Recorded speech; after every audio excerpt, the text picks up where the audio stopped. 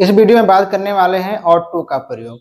देखिए कब कहाँ किस कंडीशन में प्रयोग करते हैं। ought मतलब होता है कोई चीज जिम्मेदारी से की जाए, जहाँ हमारी जिम्मेदारी वाले वर्ड दिया गए हों। जैसे हमें बड़ों का आदर करना चाहिए, हमें एक काम जिम्मेदारी से करना चाहिए, या मुझे सत्यवादी होना चाहिए।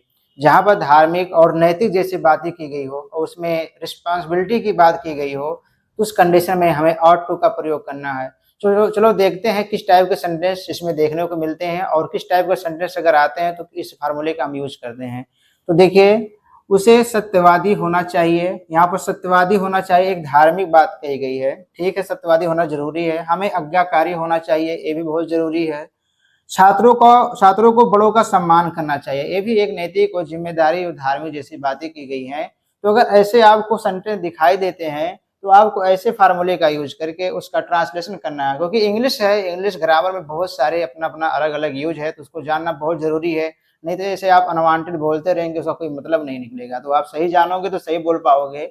ought to देखो प्रेजेंट टेंस का हेल्पिंग वर्ब है और ought to सिंगुलर प्लूरल दोनों है, तो बिना किसी डाउट के आप चाहे सिंगुलर सब्जेक्ट हो चाहे प्लूरल सब्जेक्ट हो, सभी के साथ आप उसको इजिली यूज कर सकते हो।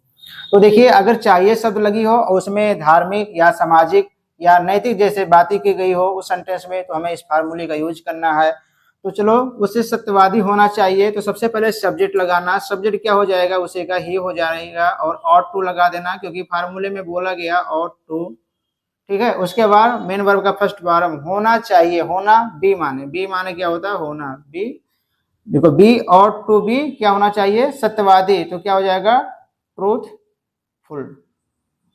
ही ought to बी ट्रूथफुल, उसे सत्यवादी होना चाहिए। हमें आज्ञाकारी होना चाहिए, तो हमें का माने क्या हो जाएगा, बी हो जाएगा। उसके बाद ought लगा दोगे, ought to। आज्ञाकारी होना चाहिए तो बी क्या होना चाहिए, ओबीडियंट, ओबीडियंट। छात्रों को बड़ों का सम्मान करना चाहिए, तो छात्रों क्या हो जाएगा,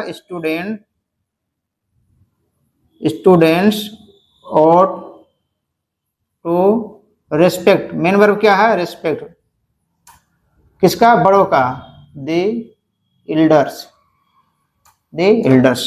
student ought to respect the Elder. यहाँ पर स्टूडेंट क्या हो गया, सब्जेक्ट हो गया, ought to एज ए फार्मूले में है, और रेस्पेक्ट क्या हुआ, मेन वर्ब का फर्स्ट फॉर्म हो गया, और द एल्डर्स क्या हो गया, ऑब्जेक्ट हो गया।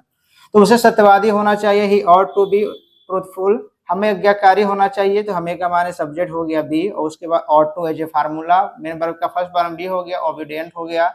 छात्रों को बड़ों का सम्मान करना चाहिए। तो ऐसे अगर आपको कोई सेंटेंस दिखाई दे तो बिना किसी डाउट के आप इस फार्मूले को यूज करके आप उसका इजीली ट्रांसलेशन कर सकते हो, ठीक है। तो ought to मतलब अगर कोई सेंटेंस दी हो उसमें नैतिक सामाजिक जैसे जिम्मेदारी वाली बात की गई हो, तो उस कंडीशन में हमें ought to का प्रयोग करना है। बिल्कुल ध्यान में रहे और वीडियो में बने रहें। ऐसे इन्फॉर्मेटिव वीडियो पाने के लिए चैनल को बिल्कुल सब्सक्राइब करना ना भूलें।